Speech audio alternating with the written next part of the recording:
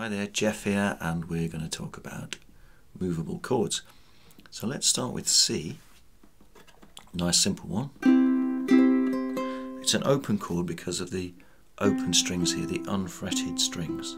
And what's happening here is the nut here is doing most of the work in holding these strings, and we are doing a bit of the work by holding that high C, as it turns out.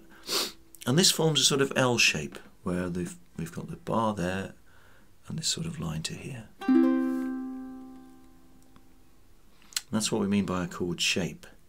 And the great thing about a chord shape is you can maintain that shape.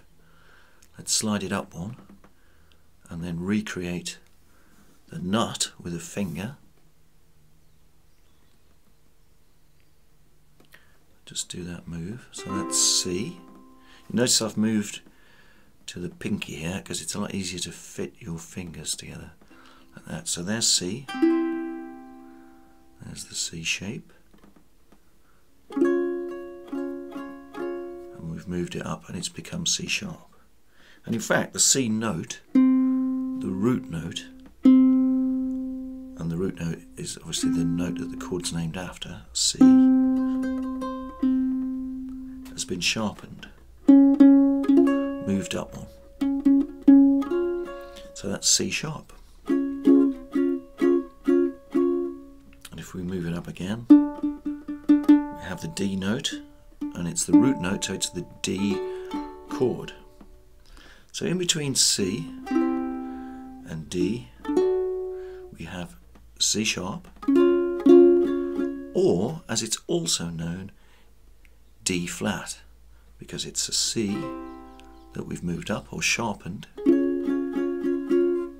and a D that we've moved down or flattened.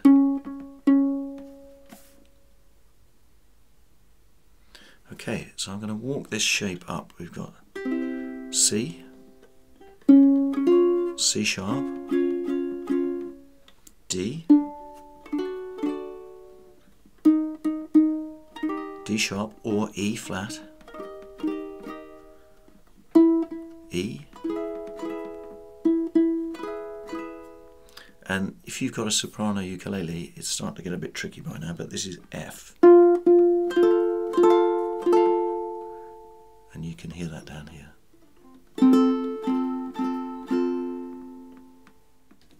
So that's C major. How about C7? That's a nice simple chord. There's your C note. And that's the note that gives it the distinctive seventh sound. And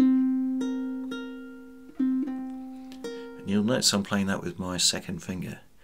And I think you can probably see why, because if I slide it up one, or sharpen it, and put my finger there instead of the nut, C sharp 7. Or conversely, there's D, D7, D flat 7. So it is both C sharp and D flat 7. So you've got C,